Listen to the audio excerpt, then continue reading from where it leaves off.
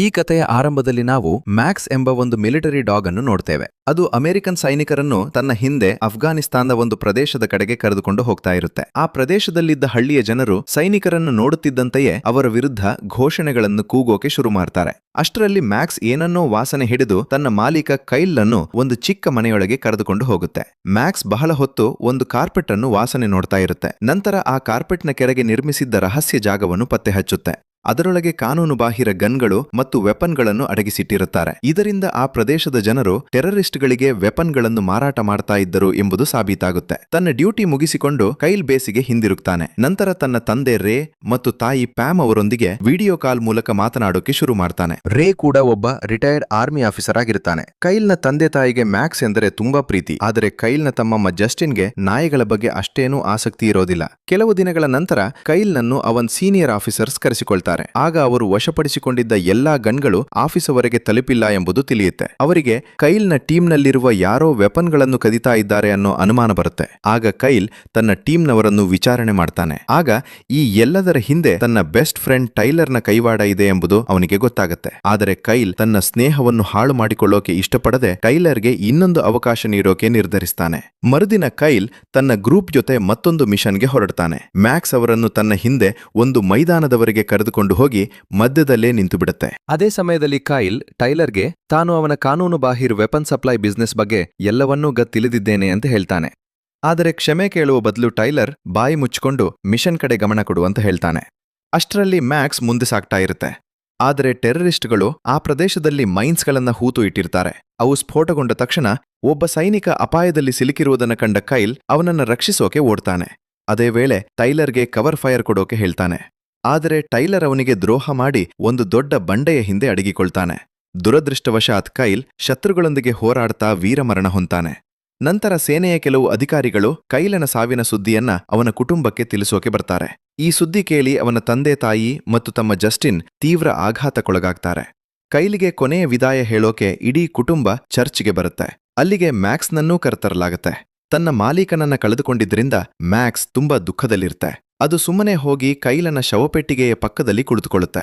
Funeral ಮುಗಿದ ನಂತರ ಅಧಿಕಾರಿಗಳು ಮ್ಯಾಕ್ಸ್ನನ್ನ ಹಿಂದಕ್ಕೆ ಕರೆದುಕೊಂಡು ಹೋಗೋಕೆ ಪ್ರಯತ್ನ ಮಾಡ್ತಾರೆ. ಆದರೆ ಮ್ಯಾಕ್ಸ್ ಬಲವಾಗಿ ವಿರೋಧಿಸಿ ಅವರ ಜೊತೆ ಹೋಗೋಕೆ ನಿರಾಕರಿಸುತ್ತೆ. ನಂತರ ಅದು ಜಸ್ಟಿನ್ನನ್ನ ಗುರುತಿಸಿ ಅವನ ಬಳಿಗೆ ಬರುತ್ತೆ. ಏಕೆಂದ್ರೆ ಜಸ್ಟಿನ್ನಲ್ಲಿ ತನ್ನ ಮಾಲೀಕ ಕೈಲನ ಛಾಯೆಯನ್ನ ಅದು ಕಾಣುತ್ತೆ. ಆದರೆ ಜಸ್ಟಿನ್ ಆರ್ಮಿ ಆಫೀಸರ್ಸ್ ಜೊತೆ ಸೇರಿ ಮ್ಯಾಕ್ಸ್ನನ್ನ ಮತ್ತೆ ವ್ಯಾನ್ ಒಳಗೆ ಬಿಟ್ಟುಬಿಡ್ತಾನೆ. ಮರುದಿನ ಜಸ್ಟಿನ್ ಕೈಲಿನ ಕೋಣೆಯಲ್ಲಿ ಕುಳಿತು ಅವನ ಫೋಟೋಗಳನ್ನು ನೋಡ್ತಾ ಇರ್ತಾನೆ. ಆಗ ಅವನ ತಂದೆ ಬಂದು ಅವನಿಗೆ ಸಮಾಧಾನ ಹೇಳಕ್ಕೆ ಪ್ರಯತ್ನ ಮಾಡ್ತಾರೆ. ಆದರೆ ಜಸ್ಟಿನ್ ಕೋಪದಿಂದ ತನ್ನ ತಂದೆಯ ಮೇಲೆಯೇ ಕೈಲಿನ ಸಾವಿಗೆ ನೀವೇ ಕಾರಣ ಅಂತ ಆರೋಪ ಮಾಡ್ತಾನೆ. ಅಷ್ಟರಲ್ಲಿ ಶ್ಯಾಮ್ ಬಂದು ಮಿಲಿಟರಿಯವರು ಮ್ಯಾಕ್ಸ್ ಅನ್ನು ಕೊಲ್ಲುವ ನಿರ್ಧಾರ ಮಾಡಿದ್ದಾರೆ ಅಂತ ಅವರಿಗೆ ತಿಳಿಸ್ತಾನೆ. ಒಂದು ಕ್ಷಣವೂ ವ್ಯರ್ಥ ಮಾಡದೆ ಎಲ್ಲರೂ ಡಾಗ್ ಸೆಂಟರ್ಗೆ ಮ್ಯಾಕ್ಸ್ ಅನ್ನು ಭೇಟಿ ಮಾಡಕ್ಕೆ ಹೋಗ್ತಾರೆ. ಅಲ್ಲಿ ಅವರಿಗೆ ಮ್ಯಾಕ್ಸ್ ತುಂಬಾ ಕ್ರೂರವಾಗಿ ವರ್ತಿಸ್ತಾ ಇದೆ ಮತ್ತು ತನ್ನ ನಿಯಂತ್ರಣವನ್ನೇ ಕಳೆದುಕೊಂಡಿದೆ ಅನ್ನೋದು ತಿಳಿಯುತ್ತೆ. ಕೈಲಿನ ಸಾವಿನ ನಂತರ ಅದು ತೀವ್ರ ಆಘಾತದಲ್ಲಿತ್ತು. ಯಾರೇ ಅದರ ಹತ್ತಿರ ಹೋದ್ರೂ ಅವರ ಮೇಲೆ ದಾಳಿ ಮಾಡ್ತಾ ಇರುತ್ತೆ. ಆದರೆ ಜಸ್ಟಿನ್ ಆ ಕೋಣೆಯೊಳಗೆ ಕಾಲಿಟ್ಟ ತಕ್ಷಣ ಮ್ಯಾಕ್ಸ್ ಶಾಂತನಾಗಿ ನೆಲದ ಮೇಲೆ ಕುಳಿತುಕೊಳ್ಳುತ್ತೆ. ಮ್ಯಾಕ್ಸ್ ಜಸ್ಟಿನ್ನ ಮಾತುಗಳನ್ನು ಕೇಳೋಕೆ ಶುರು ಮಾಡುತ್ತೆ. ಏಕೆಂದ್ರೆ ಅವನು ಕೈಲಿನಂತೆಯೇ ಕಾಣ್ತಾ ಇದ್ದ.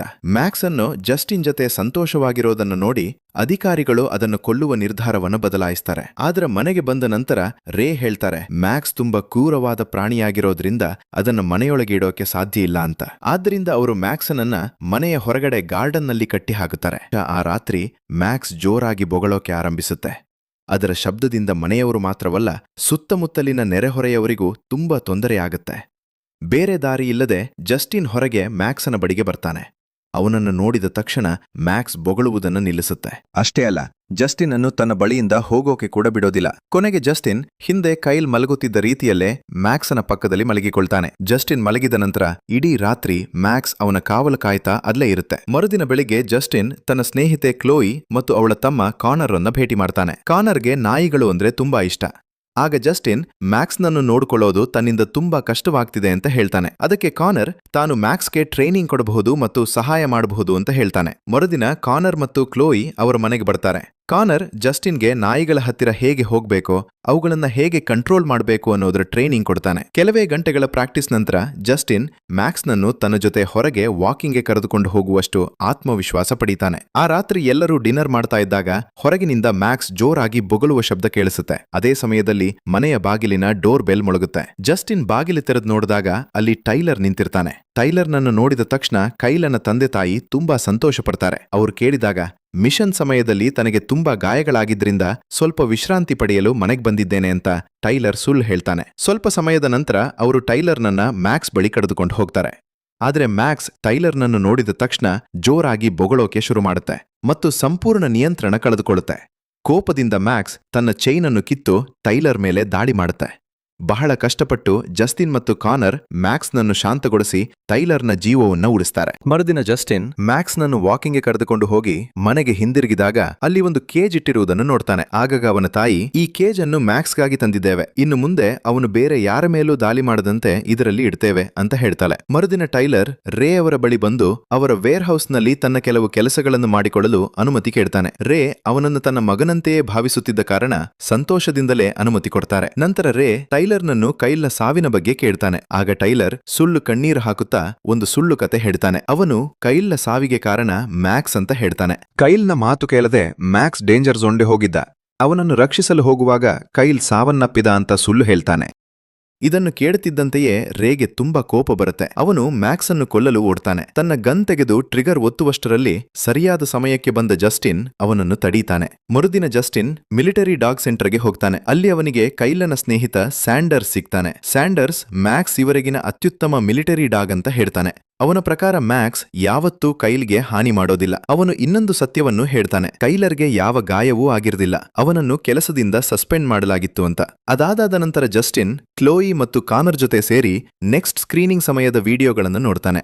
ಆಗ ಮ್ಯಾಕ್ಸ್ ಕೈಲಿಗೆ ಎಷ್ಟು ನಿಷ್ಠೆಯಿಂದ ಇತ್ತು ಎಂಬುದು ಅವನಿಗೆ ಗೊತ್ತಾಗುತ್ತೆ. ಆ ಕ್ಷಣದಿಂದ ಜಸ್ಟಿನ್ಗೆ ಒಂದು ವಿಷಯ ಖಂಡಿತವಾಗುತ್ತೆ. ಮ್ಯಾಕ್ಸ್ನ ಕಾರಣದಿಂದ ಕೈಲ್ ಸಾಯಲು ಸಾಧ್ಯವೇ ಇಲ್ಲ ಅಂತ ಅವನು ನಂಬ್ತಾನೆ. ಜಸ್ಟಿನ್ಗೆ ಟೈಲರ್ ಮೇಲೆ ಅನುಮಾನ ಶುರುವಾಗುತ್ತೆ. ಆದ್ದರಿಂದ ಟೈಲರ್ ಹೊರಟ ತಕ್ಷಣ ಜಸ್ಟಿನ್ ಮ್ಯಾಕ್ಸ್ ಜೊತೆ ಸೇರಿ ಅವನನ್ನು ಹಿಂಬಾಲಿಸಲು ಆರಂಭಿಸ್ತಾನೆ. ಸ್ವಲ್ಪ ಸಮಯದ ನಂತರ ಅವರು ಕಾಡಿನ ಮಧ್ಯಭಾಗಕ್ಕೆ ತಲುಪ್ತಾರೆ. ಅಲ್ಲಿ ಕೆಲವು ಜನರು ಟೈಲರ್ನನ್ನ ಭೇಟಿ ಮಾಡಲು ಬರ್ತಾರೆ. ನಿಜವಾಗಿ ಅವರು ಟೈಲರ್ನಿಂದ ವೆಪನ್ಗಳನ್ನು ಖರೀದಿಸಲು ಬಂದವರಾಗಿರ್ತಾರೆ. ಆಗ ಜಸ್ಟಿನ್ಗೆ ಟೈಲರ್ ಅಫ್ಘಾನಿಸ್ತಾನನ ಕಾನೂನು ಬಾಹಿರ ವೆಪನ್ಗಳನ್ನ ಅಮೆರಿಕಾದಲ್ಲಿ ಮಾರಾಟ ಮಾಡ್ತಾ ಇದ್ದಾನೆ ಅನ್ನೋ ಸತ್ಯ ಗೊತ್ತಾಗುತ್ತೆ. ಅದೇ ಸಮಯದಲ್ಲಿ ಆ ಜನರ ನಾಯಿಗಳು ಮ್ಯಾಕ್ಸ್ ಬೊಗಳುವುದನ್ನ ಕೇಳಿ ಅದರ ಹಿಂದೆ ಓಡ್ತವೆ. ಮ್ಯಾಕ್ಸ್ ಆ ಎರಡು ಕ್ರೂರ ನಾಯಿಗಳ ಜೊತೆ ಒಬ್ಬನೇ ಹೋರಾಡುತ್ತೆ. ಕೊನೆಗೆ ಅವುಗಳನ್ನ ಸೋಲಿಸಿ ಜಸ್ಟಿನ್ ಜೊತೆ ಅಲ್ಲಿಂದ ತಪ್ಪಿಸಿಕೊಂಡು ಓಡುತ್ತೆ. ಅದೃಷ್ಟವಶಾತ್ ಅವರು ಹೈವೇವರೆಗೆ ತಲುಪ್ತಾರೆ. ಅಲ್ಲಿ ಒಬ್ಬ ಮಹಿಳೆ ಅವರಿಗೆ ಲಿಫ್ಟ್ ಕೊಟ್ಟು ಮನೆಯವರೆಗೆ ಬಿಡ್ತಾಳೆ. ಮನೆಗೆ ಹೊರಗೆ ಬಂದ ಜಸ್ಟಿನ್, ಟೈಲರ್ ಮತ್ತು ಅವನ ಪಾರ್ಟ್ನರ್ ಡೇವಿಡ್ ಅಲ್ಲಿಯೇ ಇರುವುದನ್ನು ನೋಡ್ತಾನೆ.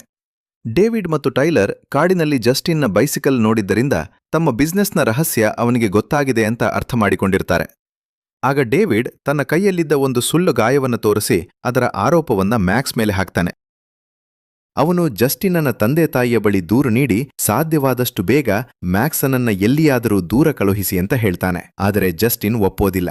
ಆಗ ಟೈಲರ್ ಅವನನ್ನು ಒಬ್ಬಂಟಿಯಾಗಿ ಕರೆದುಕೊಂಡು ಹೋಗಿ ತನ್ನ ಮಾತು ಕೇಳದಿದ್ದರೆ ಅವನ ಇಡೀ ಕುಟುಂಬವನ್ನ ಕೊಂದು ಹಾಕುವುದಾಗಿ ಬೆದರಿಕೆ ಹಾಕ್ತಾನೆ. ತನ್ನ ಕುಟುಂಬದ ಜೀವ ಉಳಿಸಿಕೊಳ್ಳಲು ಜಸ್ಟಿನ್ ಮ್ಯಾಕ್ಸ್ನನ್ನು ಕಳುಹಿಸಲು ಒಪ್ಪಿಕೊಳ್ತಾನೆ. ಸ್ವಲ್ಪ ಹೊತ್ತಿನಲ್ಲೇ ಡಾಗ್ ಸೆಂಟರ್ನ ಸಿಬ್ಬಂದಿ ಬಂದು ಮ್ಯಾಕ್ಸ್ನನ್ನು ಕರೆದುಕೊಂಡು ಹೋಗ್ತಾರೆ. ನಂತರ ಟೈಲರ್ ಕೆಲಸದಲ್ಲಿರುವಾಗ ರೇ ಅವನನ್ನು ಕೇಳ್ತಾರೆ, ತನ್ನ ಅನುಮತಿ ಇಲ್ಲದದೆ ಸ್ಟೋರೇಜ್ ಯೂನಿಟ್ ಅನ್ನು ಯಾಕೆ ಬಳಸಿದ್ದೀಯಾ ಅಂತ. ನಿಜವಾಗಿ ಆ ಸ್ಟೋರೇಜ್ ಯೂನಿಟ್ ಅನ್ನು ಟೈಲರ್ ಕಾನೂನು ಬಾಹಿರ ವೆಪನ್ಗಳನ್ನು ಸಂಗ್ರಹಿಸಲು ಬಳಸ್ತಾ ಇದ್ದ. ಆದರೆ ಅವನು ಸುಳ್ಳು ಹೇಳಿ ಆ ಜಾಗವನ್ನು ತನ್ನ ಒಬ್ಬ ಸ್ನೇಹಿತ ಬಳಸ್ತಾ ಇದ್ದಾನೆ ಅಂತ ಹೇಳ್ತಾನೆ. ಅದೇ ಸಮಯದಲ್ಲಿ ಮ್ಯಾಕ್ಸ್ ಡಾಗ್ ಸೆಂಟರ್ನಲ್ಲಿ ಸಂಪೂರ್ಣ ನಿಯಂತ್ರಣ ಕಳೆದುಕೊಂಡಿರುತ್ತೆ. ಅದು ಒಬ್ಬ ಸೆಕ್ಯೂರಿಟಿ ಗಾರ್ಡ್ ಮೇಲೆ ದಾಳಿ ಮಾಡಿ ಎಲ್ಲರ ಕಣ್ತಪ್ಪಿಸಿ ಅಲ್ಲಿಂದ ತಪ್ಪಿಸಿಕೊಳ್ಳುತ್ತೆ. ಆ ರಾತ್ರಿ ರೇ ಜಸ್ಟಿನ್ ಜೊತೆ ಮಾತನಾಡಕ್ಕೆ ಬರ್ತಾರೆ. ಆದ್ರೆ ಜಸ್ಟಿನ್ ಏನನ್ನೂ ಹೇಳೋದಿಲ್ಲ. ರೇಗೆ ಜಸ್ಟಿನ್ ಖಂಡಿತವಾಗಿಯೂ ಏನನ್ನೂ ಮುಚ್ಚಿಡ್ತಾ ಇದ್ದಾನೆ ಅನ್ನೋದು ಅರ್ಥವಾಗುತ್ತೆ. ಆದರೆ ಜಸ್ಟಿನ್ ತುಂಬಾ ಭಯಗೊಂಡಿದ್ರಿಂದ ಕೇಳಿದ್ರೂ ಏನೂ ಗೊತ್ತಿಲ್ಲ ಅಂತ ಹೇಳ್ತಾನೆ. ನಂತರ ರೇ ತನ್ನ ಸ್ಟೋರೇಜ್ ಯೂನಿಟ್ಗೆ ಹೋಗ್ತಾನೆ. ಅಲ್ಲಿ ಟೈಲರ್ ಮತ್ತು ಡೇವಿಡ್ ಟ್ರಕ್ನಲ್ಲಿ ಗನ್ಗಳನ್ನು ತುಂಬುತ್ತಿರುವುದನ್ನ ಕಣ್ಣಾರೆ ನೋಡ್ತಾನೆ. ಅವನು ಏನಾದ್ರೂ ಮಾಡುವ ಮುನ್ನವೇ ಡೇವಿಡ್ ಗನ್ ತೋರಿಸಿ ಜಸ್ಟಿನ್ ಅನ್ನ ಬಂದಿಯಾಗಿಸ್ತಾನೆ. ಅದೇ ಸಮಯದಲ್ಲಿ ರೇನ ವೈಫ್ಗೆ ಒಂದು ಮೆಸೇಜ್ ಬರುತ್ತೆ. ಅದರಲ್ಲಿ ತಾನು ಇಂದು ರಾತ್ರಿ ತನ್ನ ಹಂಟಿಂಗ್ ಹೌಸ್ನಲ್ಲಿ ತಂಗುತ್ತೇನೆ ಅಂತ ಬರೆಯಲಾಗಿರುತ್ತೆ. ಆದರೆ ಮನೆಯವರ ಪ್ರಕಾರ ಅವರಿಗೆ ಯಾವ ಹಂಟಿಂಗ್ ಹೌಸ್ ಕೂಡ ಇರೋದಿಲ್ಲ. ಇದರಿಂದ ಅನುಮಾನಗೊಂಡ ಜಸ್ಟಿನ್ ಕ್ಲೋಯ್ ಮತ್ತು ಕಾನರ್ ಜೊತೆ ಸೇರಿ ತನ್ನ ತಂದೆಯನ್ನ ಹುಡುಕೋಕೆ ಹೊರಡ್ತಾನೆ. ಅವರು ಸ್ಟೋರೇಜ್ ಯೂನಿಟ್ಗೆ ತಲುಪಿದಾಗ ಅದರ ಬೀಗ ಒಡೆದಿರುವುದನ್ನು ನೋಡ್ತಾರೆ. ಮ್ಯಾಕ್ಸ್ ಆ ಬೀಗವನ್ನು ವಾಸನೆ ನೋಡಿ ಅವರನ್ನು ಒಂದು ದಿಕ್ಕಿನತ್ತ ಕರೆದುಕೊಂಡು ಹೋಗಕ್ಕೆ ಆರಂಭಿಸುತ್ತೆ. ಇಡೀ ರಾತ್ರಿ ಹುಡುಕಿದ ನಂತರ ಜಸ್ಟಿನ್ ಮತ್ತು ಅವನ ಸ್ನೇಹಿತರು ಒಂದು ನಿರ್ಜನ ಸ್ಥಳಕ್ಕೆ ತಲುಪ್ತಾರೆ. ಅಲ್ಲಿ ಟೈಲರ್ ತನ್ನ ಜೊತೆಗಾರರೊಂದಿಗೆ ಕಾನೂನು ಬಾಹಿರ ವೆಪನ್ಗಳನ್ನು ಮಾರಾಟ ಮಾಡ್ತಾ ಇರುವುದನ್ನು ನೋಡ್ತಾರೆ. ರೇ ಕೂಡ ಅವರ ಕಾರಿನೊಳಗೆ ಸಿಕ್ಕಿ ಹಾಕಿಕೊಂಡಿರ್ತಾರೆ. ಜಸ್ಟಿನ್ ಮತ್ತು ಕಾನರ್ ಟೈಲರ್ನ ಮೇಲೆ ಕಣ್ಣಿಟ್ಟಿರ್ತಾರೆ. ಅದೇ ಸಮಯದಲ್ಲಿ ಕ್ಲೋಯಿ ಬೇಗನೆ ಪೊಲೀಸರನ್ನು ಕರೆತರಲು ಅಲ್ಲಿಂದ ಹೊರಡ್ತಾಳೆ. ಆದರೆ ಟೈಲರ್ನ ನಾಯಿಗಳು ಜಸ್ಟಿನ್ನ ವಾಸನೆ ಹಿಡಿದು ಅವರ ಮೇಲೆ ದಾಳಿ ಮಾಡಲು ಓಡಿ ಬರ್ತವೆ. ಆದರೆ ಈ ಬಾರಿಯೂ ಮ್ಯಾಕ್ಸ್ ಆ 2 ನಾಯಿಗಳನ್ನು ಸೋಲಿಸಿ ಜಸ್ಟಿನ್ನನ್ನು ರಕ್ಷಿಸುತ್ತೆ. ಅದೇ ಸಮಯದಲ್ಲಿ ಟೈಲರ್ ಮತ್ತು ಡೇವಿಡ್ ಕಾಡಿನೊಳಗೆ ಜಸ್ಟಿನ್ನ ಹಿಂದೆ ಓಡ್ತಾರೆ. ರೇ ಅವಕಾಶ ಸಿಕ್ಕ ತಕ್ಷಣ ಡೇವಿಡ್ ಮೇಲೆ ದಾಳಿ ಮಾಡಿ ತನ್ನನ್ನು ತಾನೇ ಬಿಡುಗಡೆ ಮಾಡಿಕೊಳ್ತಾರೆ. ಸ್ವಲ್ಪ ಹೊತ್ತಿನಲ್ಲೇ ಮ್ಯಾಕ್ಸ್ ಮತ್ತು ಜಸ್ಟಿನ್ ಕೂಡ ಅಲ್ಲಿಗೆ ತಲುಪುತ್ತೆ. ತಂದೆ ಮತ್ತು ಮಗ ಒಬ್ಬರನ್ನೊಬ್ಬರು ನೋಡಿದ ತಕ್ಷಣ ಭಾವೋದ್ವೇಗಕ್ಕೆ ಒಳಗಾಗ್ತಾರೆ. ಆದರೆ ಅಪಾಯ ಇನ್ನು ಮುಗಿದಿರಲಿಲ್ಲ. ಅವರು ಇಬ್ಬರು ಬೇರೆ ಬೇರೆ ದಾರಿಯಲ್ಲಿ ಓಡಿ ಟೈಲರ್ನನ್ನು ದಾರಿ ತಪ್ಪಿಸುವ ಪ್ಲಾನ್ ಮಾಡ್ತಾರೆ. ಮತ್ತೊಂದು ಕಡೆ ಟೈಲರ್ ತನ್ನ ಕಾರ್ನಲ್ಲಿ ಕುರಿತು ತಂದೆ ಮಗನನ್ನು ಹುಡುಕ್ತಾ ಇರ್ತಾನೆ. ರೇನನ್ನು ನೋಡಿದ ತಕ್ಷಣ ಅವನ ಮೇಲೆ ಕಾರ್ ಹತ್ತಿಸಲು ಪ್ರಯತ್ನಿಸ್ತಾನೆ. ಆದರೆ ರೇ ಅವನ ಮೇಲೆ ಗನ್ನಿಂದ ಗುಂಡು ಹಾರಿಸ್ತಾರೆ. ಅದರಿಂದ ಕಾರ್ ಸೇತುವೆಯ ಕೆಳಗೆ ಬಿದ್ದು ಭಾರೀ ಸ್ಫೋಟವಾಗುತ್ತೆ. ಇನ್ನೊಂದು ಕಡೆ ಟೈಲರ್ ಜಸ್ಟಿನ್ ಅನ್ನು ಹಿಡಿದುಕೊಳ್ತಾನೆ. ಜಸ್ಟಿನ್ನ ಕಾರಣದಿಂದ ತನ್ನ ಚೆನ್ನಾಗಿ ನಡೀತಾ ಇದ್ದ ಡೀಲ್ ಹಾಳಾಗಿದೆ ಅಂತ ಕೋಪಗೊಂಡಿದ್ದ ಟೈಲರ್ ಅವನನ್ನು ಕೊಲ್ಲಲು ಮುಂದಾಗ್ತಾನೆ. ಅದೇ ಸಮಯದಲ್ಲಿ ಮ್ಯಾಕ್ಸ್ ಮಿಂಚಿನ ವೇಗದಲ್ಲಿ ಟೈಲರ್ ಮೇಲೆ ದಾಳಿ ಮಾಡುತ್ತೆ. ಅದು ಜಿಗಿದು ಟೈಲರ್ನನ್ನು ನದಿಯ ದಡದ ಕೆಳಕ್ಕೆ ತಳ್ಳಿಬಿಡುತ್ತೆ. ಸರಿಯಾದ ಸಮಯಕ್ಕೆ ಕ್ಲೋಯಿ ಪೊಲೀಸ್ ಜೊತೆ ಅಲ್ಲಿಗೆ ತಲುಪ್ತಾಳೆ. ಕೊನೆಗೆ ಎಲ್ಲಾ ಅಪರಾಧಿಗಳನ್ನ ಪೊಲೀಸ್ ಬಂಧಿಸ್ತಾರೆ. ಕೊನೆಯಲ್ಲಿ ಜಸ್ಟಿನ್ ಮತ್ತು ಮ್ಯಾಕ್ಸ್ ಕೈಲಿನ ಸಮಾಧಿಯ ಮುಂದೆ ನಿಂತಿರ್ತಾರೆ. ಜಸ್ಟಿನ್ ಕೈಲಿಗೆ ಧನ್ಯವಾದ ಹೇಳಿ ಮೊದಲ ಬಾರಿಗೆ ಅವನಿಗೆ ಸಲ್ಯೂಟ್ ಮಾಡ್ತಾನೆ. ಮನೆಗೆ ಹಿಂದಿರುಗಿದ ನಂತರ ಅವನ ಸ್ನೇಹಿತರು ಮತ್ತು ಕುಟುಂಬದವರು ಮ್ಯಾಕ್ಸ್ನನ್ನ ಹೃತ್ಪೂರ್ವಕವಾಗಿ ಸ್ವಾಗತಿಸ್ತಾರೆ. ರೇ ಕೂಡ ಇನ್ನು ಮುಂದೆ ಮ್ಯಾಕ್ಸ್ ನಮ್ಮ ಕುಟುಂಬದ ಒಬ್ಬ ಸದಸ್ಯನಾಗಿ ಮನೆಯೊಳಗೇ ಇರುತ್ತೆ ಅಂತ ಹೇಳ್ತಾರೆ. ಹೀಗೆ ಅವರ ಕುಟುಂಬ ಮತ್ತೊಮ್ಮೆ ಸಂಪೂರ್ಣವಾಗುತ್ತೆ. ನಿಮ್ಮ ಮನೆಯಲ್ಲೂ ನಿಮ್ಮ ಕುಟುಂಬದ ಸದಸ್ಯನಂತೆ ನೀವು ಪ್ರೀತಿಸುವ ಯಾವುದಾದರೂ ಪೆಟ್ಟಿದೆಯೇ? ಇದ್ದರೆ ಕಮೆಂಟ್ನಲ್ಲಿ ತಪ್ಪದೇ ತಿಳಿಸಿ.